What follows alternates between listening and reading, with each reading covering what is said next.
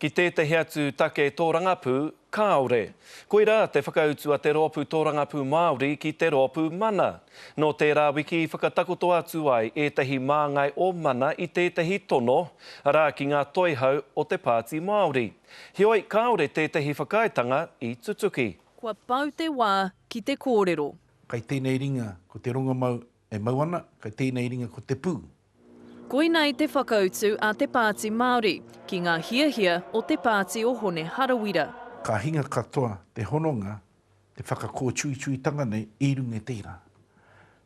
Me tika rā te wairua o te hononga. No reira, kaore te Pāti Māori mo te aro atu ki ngā wawata o mana. Mena ka mimiti haere te tautoko o tēnā pāti o tēnā pāti, koe nā te hiahia o te iwi. E rua ngā wawata o te Pāti mana, tuatahi kia kaua ngā rōpū e whakataitai mō ngā tūru e puritia nei mana e Māori rānei i tēnei wā. Tuarua, kia kaua e whakataitai hia ngā tūru a ngā kai whakahaere o ngā rōpū. Engari mō tēnā ki tā te Pāti Māori. E kore hihia rawa no mātou ki te tuku atu rā ki taitokerau, ki noho ki rāhaki, ki porua tōna kaki.